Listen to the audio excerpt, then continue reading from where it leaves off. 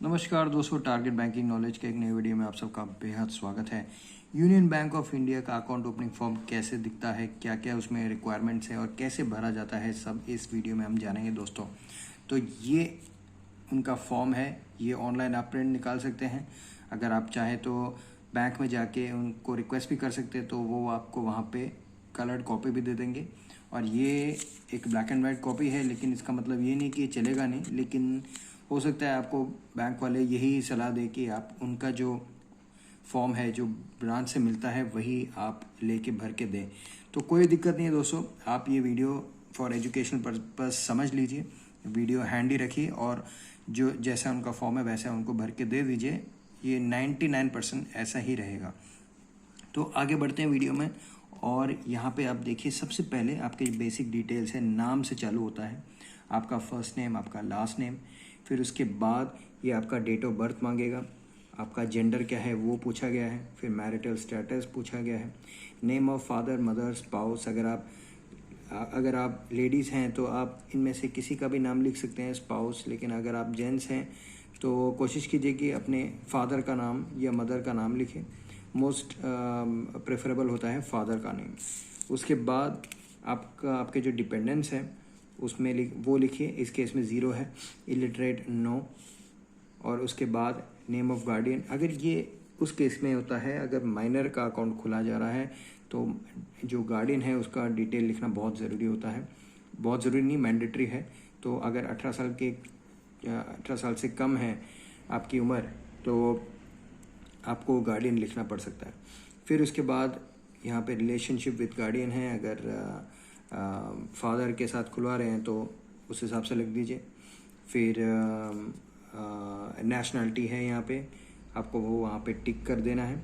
फिर ऑक्यूपेशन में यहाँ पे जो आप काम करते हैं वो किस फील्ड में है वो काम, तो वो आपको टिक करना है। जैसे अपना बंदा आईटी फील्ड में है तो प्राइवेट सेक्टर यहाँ पे लिखा है। अगर प्रोफेशनल जैसा कुछ दिखता है तो वो भी आप टिक कर सकते हैं।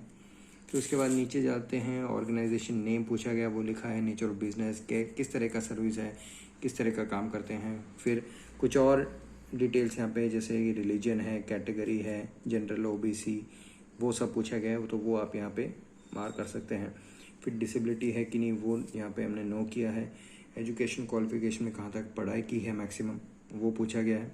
फिर उसके बाद ये नीचे पैन नंबर आज की डेट में बहुत ज़रूरी एक चीज़ है, लेकिन अगर आपके पास नहीं है तो कोई दिक्कत नहीं, आप फॉर्म 60 करके एक फॉर्म रहता है, इस फॉर्म में भी आपको मिल जाएगा।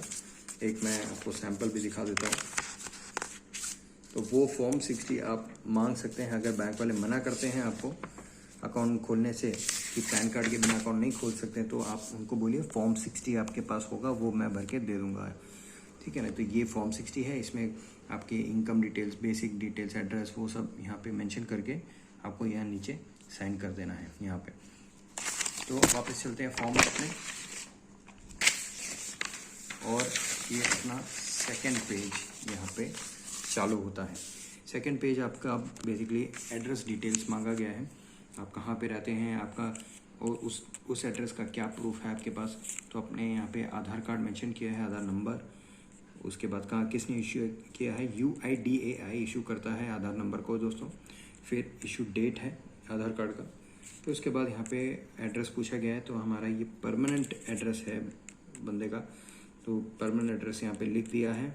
फिर उसके नीचे यहाँ पे करस्पॉन्डेंस एड्रेस, यानी कि अगर हो सकता है परमानेंट एड्रेस पे आप नहीं रहते हो, आप जहाँ रहते हैं वो आपका करस्पॉन्डेंस एड्रेस है, यानी कि टेम्पोररी एड्रेस जहाँ पे आप फ़िलहाल रहते हैं, तो वो आप यहाँ पे लिख सकते हैं। अगर ये आपका सेम है तो सेम ऐसा भाव लिख दीजिए। फिर नीचे चलते हैं, यहाँ पे वही चीज़, अगर करस्पॉन्डेंस एड्रेस आपका अलग होता है तो उसका कोई और प्रूफ होगा आपके पास, जैसे कि लाइट बिल, गैस बिल, ये PPO FPO का जो रिसीट आता है, म्यूनसिपैलिटी का टैक्स रिसीट आता है, वो किस एड्रेस का है वो आपको यहाँ पे दिखा देना है और वो एड्रेस यहाँ पे लिख देना है। इतना करने के बाद आपको यहाँ पे साइन कर देना है दोस्तों। साइन करके यहाँ पे एक फ़ोटो लगेगा, तो ये दोनों चीज़ आप ध्यान में रखिएगा।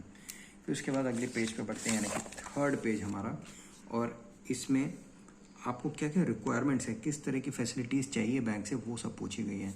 तो सबसे पहले तो अकाउंट, किस तरह का अकाउंट चाहिए आपको। यहाँ पे हमारे बंदे को सेविंग्स अकाउंट चाहिए, ठीक है ना। तो आगे बढ़ते हैं। उसके बाद मोड ऑफ ऑपरेशन, यानी कि एक बंदा अकाउंट खोलता है, अगर ऑपरेट करता है तो वो सेल्फ रहता है।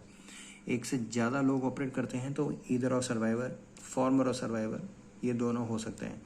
दो से भी ज़्यादा हैं तो एनीवन और सर्वाइवर, जॉइंटली ऑपरेटेड, ऐसे केसेस भी कर सकते हैं। अगर आपको कुछ दिक्कत है तो मेरे को कमेंट सेक्शन में पूछिए, मैं आपको बता दूंगा कैसे, किस हिसाब से आपको भरना है।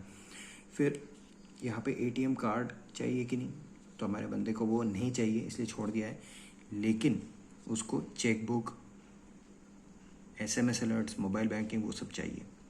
आपको अगर एटीएम कार्ड चाहिए तो यहाँ पे येस लिख के यहाँ पे आपका नाम लिख दीजिए जो एटीएम कार्ड के ऊपर आपको दिखना चाहिए।